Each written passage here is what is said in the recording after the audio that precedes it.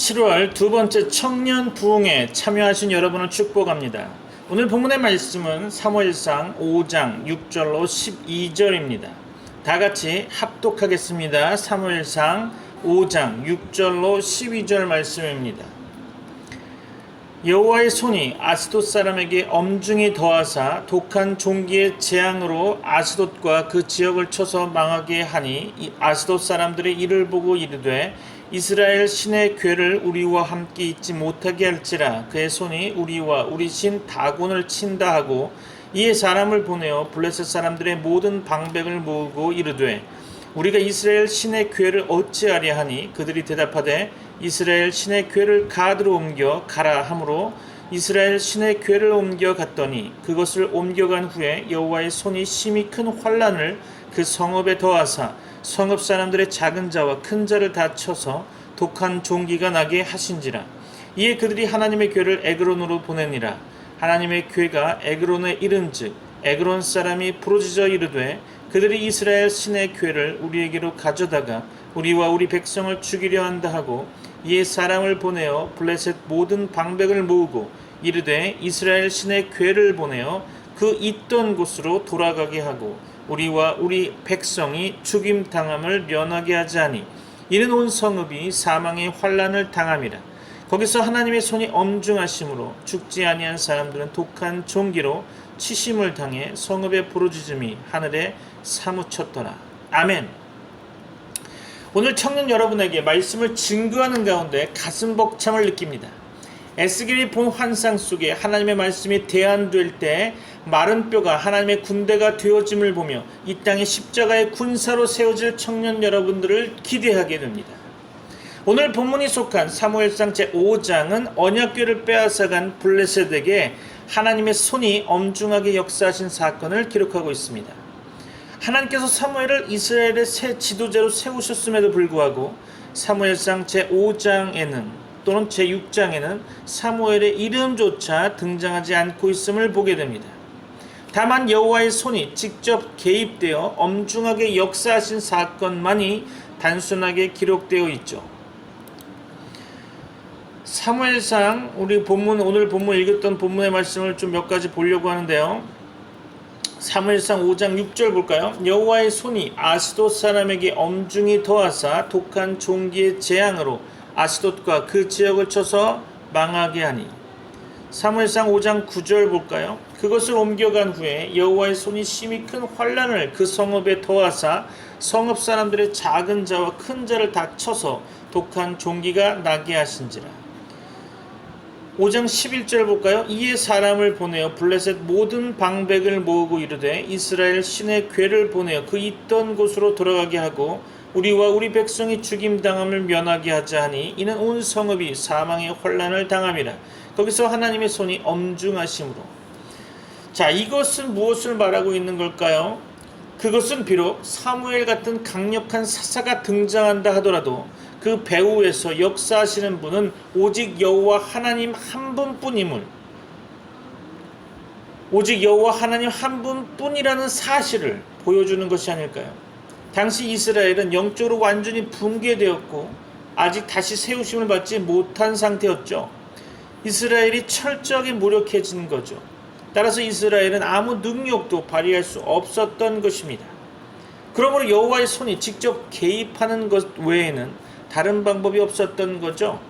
이스라엘이 철저하게 무력해진 그때에 여호와의 손이 직접 개입하는 것 외에는 다른 방법이 없었다는 것입니다.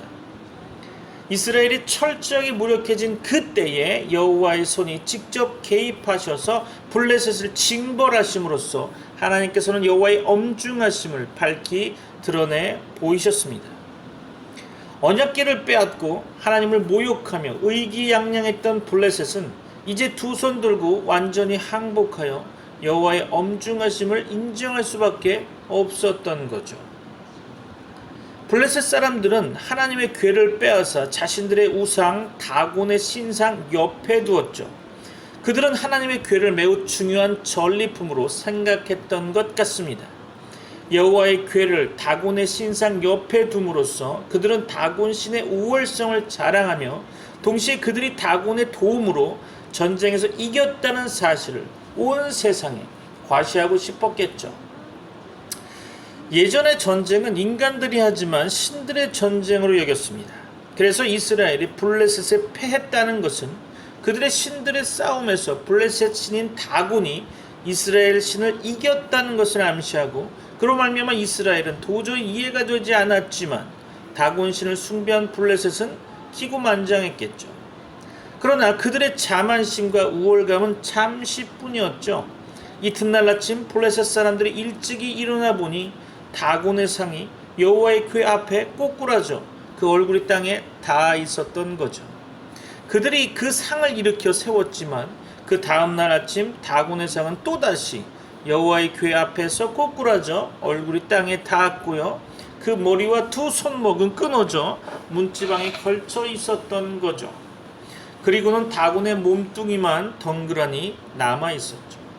여기서 잠시 다곤의 신상에 대해 한번 말씀드리려고 하는데요. 다곤의 신상은 상체는 사람 모양이고 하체는 물고기 모양의 우상입니다. 다곤은 풍요의 상징을 나타내는 신이었다고 합니다. 하체가 물고기 모양이었던 것은 블레셋이 원래 해양 민족이었기 때문이었겠죠. 그들은 물을 생명의 근원이라고 생각했습니다.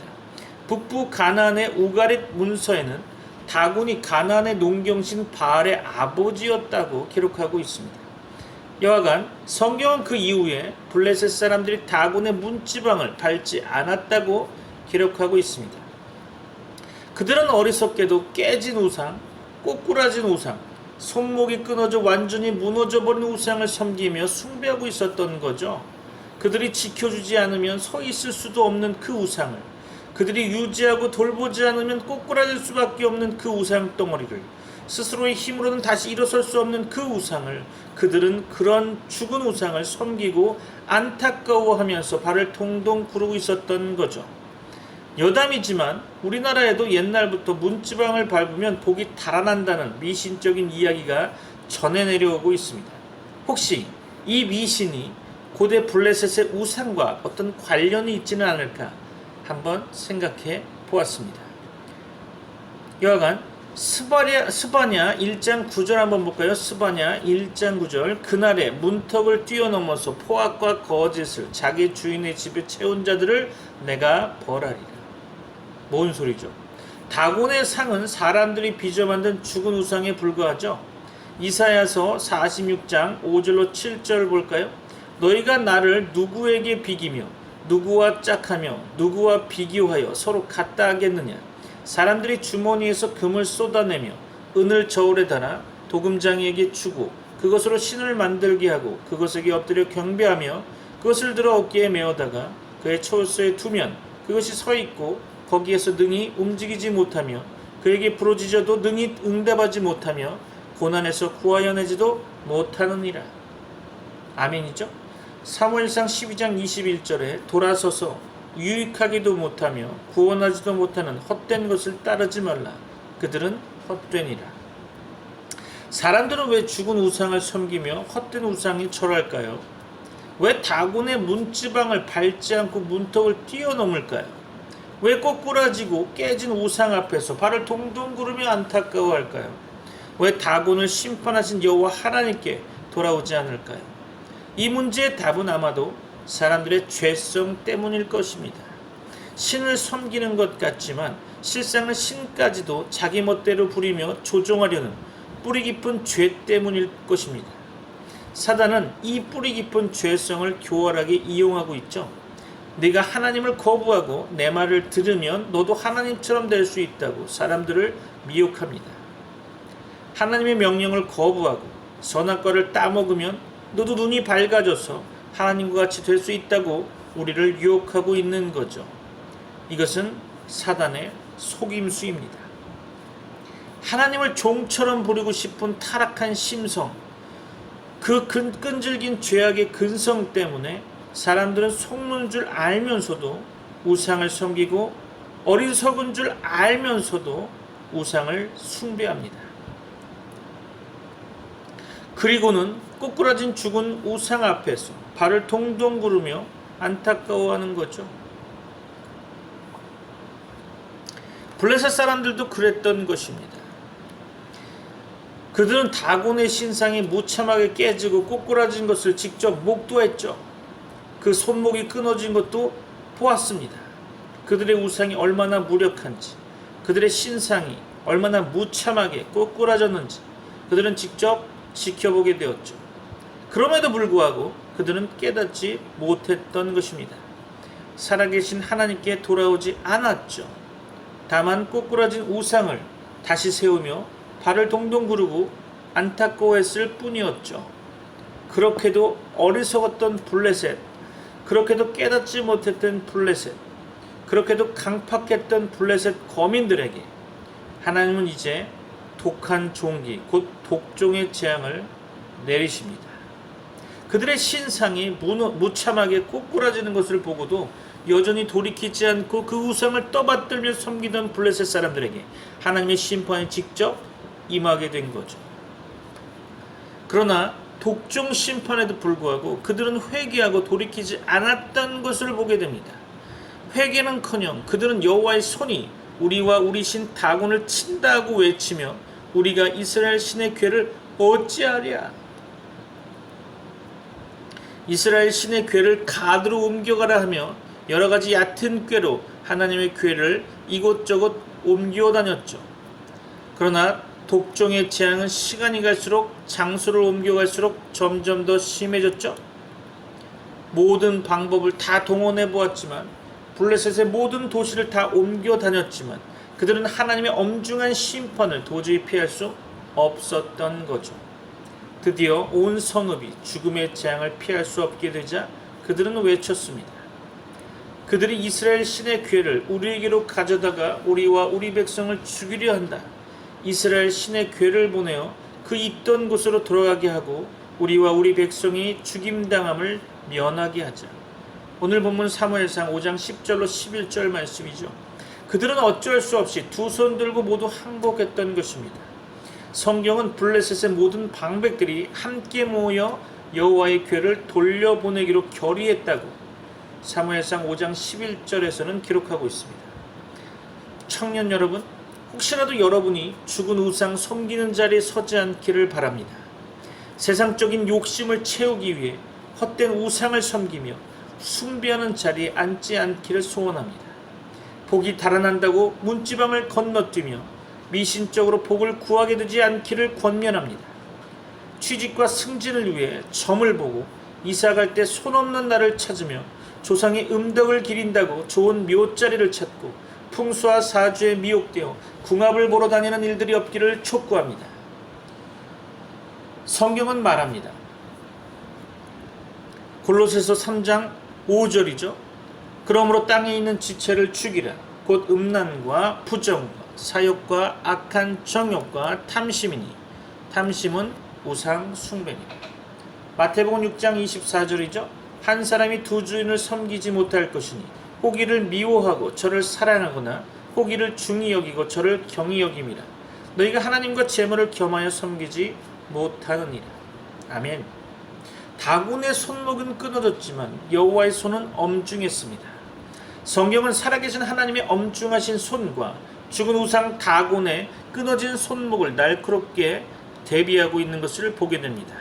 하나님의 손의 엄중하심, 하나님의 손을 얼마나 중요하게 생각했던지 사무엘서 기자는 사무엘상에서만 무려 9번이나 하나님의 손을 언급하고 있죠. 그러므로 하나님께서 직접 다곤의 신상을 치시며 독한 종기로 심판하신 이 사건은 이방나라 블레셋뿐 아니라 심지어 우상의 본거지인 다곤의 신당도 결국은 하나님의 주권적인 역사가 이루어지는 곳이라는 사실을 보여주고 있습니다. 이 사건은 사무엘상 2장의 한나의 기도가 그대로 응답된 것을 볼 수 있죠. 사무엘상 2장으로 돌아가 볼까요? 2장 1절로 3절입니다. 한나가 기도하여 이르되 내 마음이 여호와로 말미암아 즐거워하며 내 뿔이 여호와로 말미암아 높아졌으며 내 입이 내 원수들을 향하여 크게 열렸으니 이는 내가 주의 구원으로 말미암아 기뻐함이니이다. 여호와와 같이 거룩하신 이가 없으시니 이는 주밖에 다른 이가 없고 우리 하나님 같은 반석도 없으심이니이다.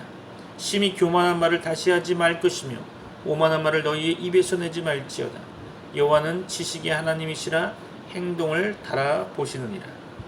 사무엘상 2장 6절 이어서 봅니다. 여호와는 죽이기도 하시고 살리기도 하시며 스올에 내리기도 하시고 거기에서 올리기도 하시는도다. 자, 계속해서 2장 9절로 10절 봅니다. 그가 그의 거룩한 자들의 발을 지키실 것이요 악인들을 흑암 중에서 잠잠하게 하시리니 힘으로는 이길 사람이 없음이로다. 여호와를 대적하는 자는 산산이 깨어질 것이라. 그렇죠? 깨어지고 있죠. 하늘에서 우레로 그들을 치시리로다. 여호와께서 땅 끝까지 심판을 내리시고 자기 왕에게 힘을 주시며 자기 기름 부음을 받은 자의 뿔을 높이시리로다 하니라. 아멘. 언약궤를 빼앗고 잠시 기고만장했던 블레셋, 그러나 그들은 이제 부르짖고 있습니다. 사무엘상 5장 10절이죠. 이에 그들이 하나님의 궤를 에그론으로 보내니라. 하나님의 궤가 에그론에 이른즉 에그론 사람이 부르짖어 이르되 그들이 이스라엘 신의 궤를 우리에게로 가져다가 우리와 우리 백성을 죽이려 한다 하고. 그렇죠. 그들이 능멸하고 모욕하던 하나님의 궤가 이제 그들에게 피할 수 없는 죽음의 올무와 재앙이 된 거죠. 한나가 기도한 것처럼 이제 그들은 산산이 깨지게 되었습니다. 드디어 온 성읍이 죽음의 환난을 당하게 되자 그들의 부르짖음은 하늘에 사무쳤다고 성경은 기록하고 있죠. 이스라엘과의 전투에서 블레셋은 외쳤습니다. 우리에게 화로다. 누가 우리를 이 능한 신들의 손에서 건지리. 당초에 그들이 외쳤던 것처럼 그들을 구할 수 있는 신은 세상에 없었습니다. 그들을 죽음에서 건질 수 있는 우상은 아무 곳에도 없었죠. 그들은 모두 깨졌습니다. 모두 꼬꾸라졌죠. 성경은 블레셋의 부르짖음을 이스라엘의 부르짖음과 날카롭게 대조하고 있습니다. 하나님의 언약궤를 빼앗겼을 때 온 이스라엘은 주체할 수 없는 슬픔과 절망에 사로잡혔죠. 그리고 부르짖었습니다. 사무엘상 4장 13절이죠.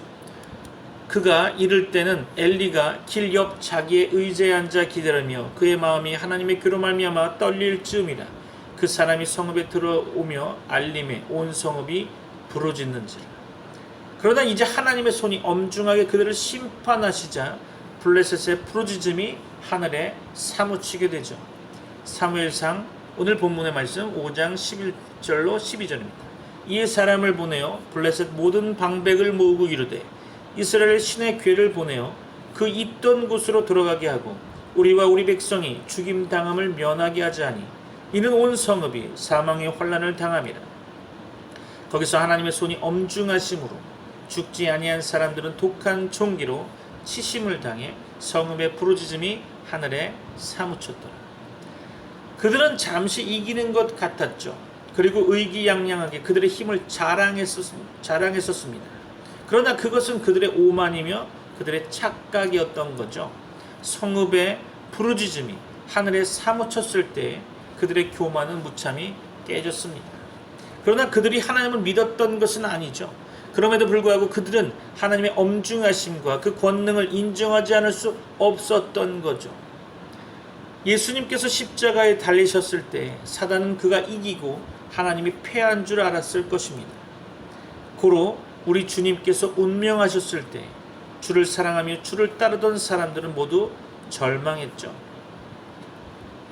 누가복음은 그들이 그 된 일을 보고 다 가슴을 치며 돌아갔다고 기록하고 있습니다. 누가복음 23장 48절이죠.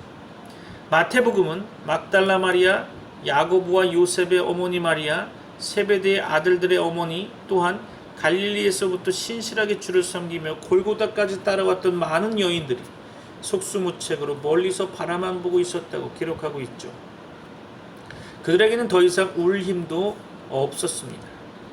부르짖을 힘도 없었죠. 그들은 철저하게 절망했고 철저하게 낙담했던 것입니다. 그리고는 예수님을 무덤에 장사 지내게 되죠. 그러나 그것이 끝이 아니었습니다. 안식구 첫날 이른 아침 우리 주 예수 그리스도는 사망 권세를 깨뜨리고 부활하셨던 것입니다. 다곤의 신상에 산산이 조각난 것처럼 여호와의 손이 아스돗 사람들에게 엄중히 더하셨던 것처럼 우리 주 예수 그리스도께서는 사단의 머리를 여지없이 깨뜨리셨던 거죠. 창세기 3장 15절 그 예언의 말씀대로 여인의 후손이 와서 뱀의 머리를 상하게 할 것이라는 그 말씀이 성취되는 거죠. 다곤의 신상을 파하시며 그 머리와 손목을 끊으셨죠. 철장으로 마귀를 깨뜨리시고 질그릇같이 부수셨습니다. 한나의 기도처럼 대적마귀를 산산히 깨뜨리셨죠. 그리고 당신의 기름 부음 받은 자, 곧 우리 주 예수 그리스도의 뿔을 높이셨습니다. 그 구원의 뿔을 높이 드셨습니다. 이것을 역전의 승리라고 하죠. 이는 그가 사망에 매여 있을 수 없었습니다. 사도행전 2장 24절은 이렇게 고백하고 있죠. 그는 사망에 매여 있을 수 없었던 것입니다. 세상은 성도들을 향한 하나님의 사랑, 그 깊은 뜻을 이해하지 못합니다. 때리시는 것 같지만 그 채찍은 자녀를 향한 하나님의 뜨거운 사랑이죠. 징계하시는 것 같지만 그것은 아버지 하나님의 안타까운 사랑인 거죠. 히브리서 12장 8절 말씀에 징계는 다 받는 것이거늘 너희에게 없으면 사생자요 친아들이 아니니라. 그렇죠. 친아들이 아니면 막 때리면 안 되죠. 하나님은 성도와 교회를 우롱하며 능멸하는 자들 그냥 두지 않으십니다. 하나님을 모욕하며 그 영광을 뺏는 자들 그냥 두지 않으신다는 거죠. 블레셋을 징계하신 것처럼 반드시 심판하시고 반드시 징벌하십니다. 믿습니까? 십자가는 성도들을 향한 아버지 하나님의 사랑입니다. 십자가는 영원한 생명, 영원한 승리를 담보하는 구원의 보증입니다. 로마서 5장 8절은 이렇게 말하죠. 우리가 아직 죄인 되었을 때 예수께서는 우리를 위하여 죽으심으로 우리를 향한 당신의 사랑을 확증하셨다는 거죠. 그러므로 청년 여러분, 비록 여러분이 하나님께 맞아 징계를 받고 있는 중이라 할지라도 낙심하면 안 됩니다. 두려워하면 안 될 것입니다. 징계는 곧 아버지 하나님의 사랑입니다. 블레셋을 징벌하시고 이스라엘을 회복하신 것처럼 하나님께서는 사단의 모든 괴계를 파하시고 여러분을 회복시킬 것입니다. 당신의 엄중한 손으로 직접 개입하셔서 블레셋을 심판하시고 우리를 회복하실 것입니다. 한나의 기도처럼 십자가의 승리, 그 영원한 승리로 우리 성도들을 높이시며 영광의 위에 함께 하실 것입니다. 성경은 우리 청년들이 의뢰할 것은 오직 여호와의 손뿐이라고 선언합니다. 우리가 죄를 회개하고 주께 돌아와 전심으로 주만 의지할 때 주께서는 강한 손과 펴신 팔로 우리를 붙드시고 보호하십니다. 주의 날개 그늘 아래 감추시는 거죠. 신명기 7장 19절이죠. 내 하나님 여호와께서 너를 인도하여 내실 때 네가 본 큰 시험과 이적과 기사와 강한 손과 편팔을 기억하라. 네 하나님 여호와께서 네가 두려워하는 모든 민족에게 그와 같이 행하실 것이요. 이사야 50장 2절이죠. 내가 왔어도 사람이 없었으며 내가 불러도 대답하는 자가 없었으면 어찌 됨이냐. 내 손이 어찌 짧아 구속하지 못하겠느냐. 내게 어찌 건질 능력이 없겠느냐. 보라 내가 꾸짖어 바다를 마르게 하며 강들을 사막이 되게 하며 물이 없어졌으므로 그 물고기들이 악취를 내며 갈아여 죽으리라. 시편 136편 12절이죠. 강한 손과 펴신 팔로 인도해내신 이에게 감사하라. 그 인자하심이 영원함이로다. 아멘. 애굽이 이기지 못합니다. 블레셋이 이기지 못합니다. 사단이 이기지 못합니다. 우리는 예수와 함께 십자가의 승리, 그 역전의 승리를 얻은 자들입니다. 믿습니까? 사랑하는 청년 여러분, 바울 사도의 고백처럼 우리는 속이는 자 같으나 참된 자들입니다. 무명한 자 같으나 유명한 자입니다. 죽은 자 같으나 살아있고 징계를 받는 자 같으나 주께서 돌보시며 근심하는 자 같으나 항상 기뻐하고 가난한 자 같으나 많은 사람을 부유하게 하며 아무것도 없는 자 같으나 모든 것을 가진 자들입니다. 믿습니까? 우리 속에 생명의 주 예수 그리스도를 모시고 있기 때문이죠. 주께서 우리를 사랑하시기 때문입니다. 주의 십자가가 우리의 삶을 붙잡고 있기 때문인 거죠. 여러분, 징계를 받아 하나님께 맞으셨습니까? 채찍 맞아 아프십니까? 사방으로 우겨쌈을 당하고 거꾸로 뜨임을 당하지는 않으셨나요? 낙심하지 마십시오. 회개하고 돌이켜 하나님의 강한 손과 펴신 팔을 의지하십시오. 주의 십자가를 붙드십시오. 말씀을 마무리하려고 합니다.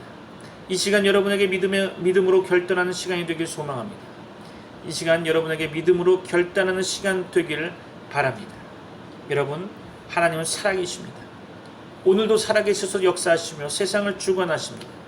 여러분의 고달픈 삶의 현장에, 여러분의 질병과 가난 가운데, 이 땅의 뒤틀린 역사의 질고 그 한복판에 우리 주님은 십자가의 피를 흘리며 서 계십니다. 여러분, 우리는 결코 혼자가 아닙니다. 비록 세상 가운데 홀로 고통당하며 홀로 고난받고 있는 것 같지만 우리는 결코 혼자가 아닙니다. 그냥 내버려진 것이 아닙니다. 하나님이 함께 하십니다. 우리 주의 십자가가 함께 하십니다. 이 세상의 그 무엇도 우리를 우리 주 예수 그리스도의 사랑에서 끊을 수 없습니다. 한 가지 더 말씀드리고 기도하며 부흥회를 마칠까 합니다. 한국교회는 그동안 Again 1907을 외치며 평양 대부흥을 열망해 왔었습니다. 그러나 그 속에 진정한 회개는 없었죠.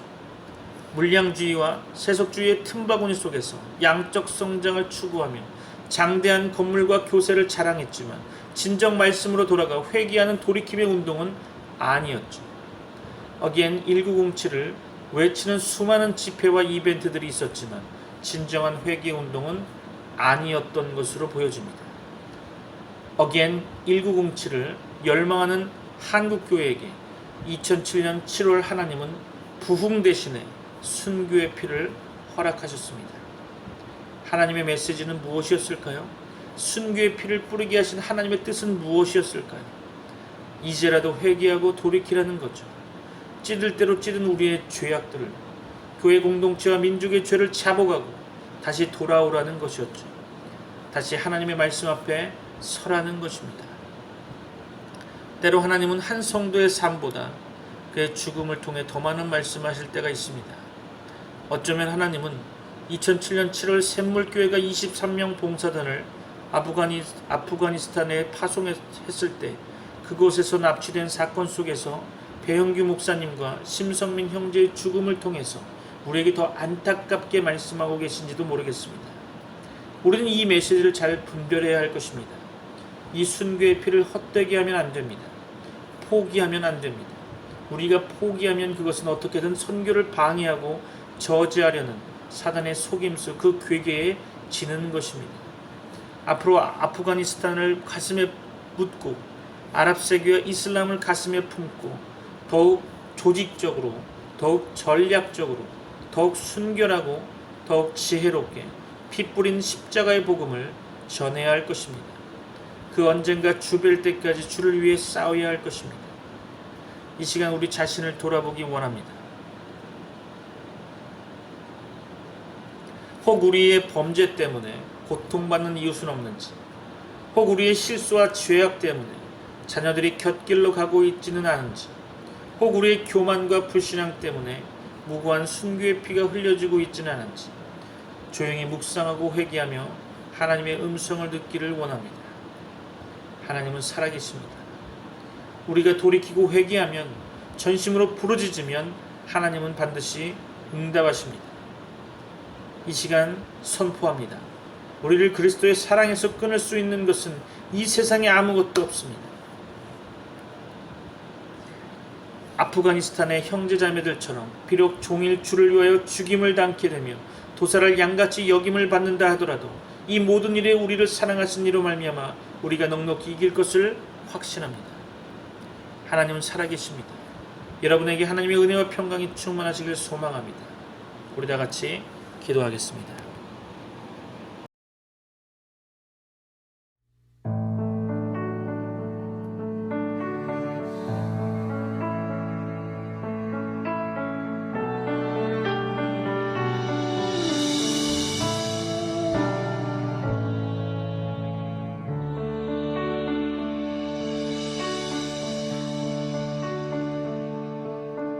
주 선한 능력으로 안으시네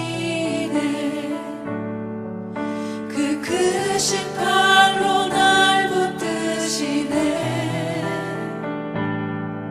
저를 밤속에도 흔들리지 않고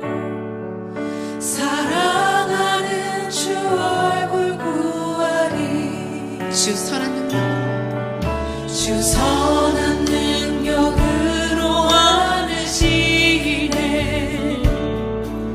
그 크신 팔로 날 붙드시네.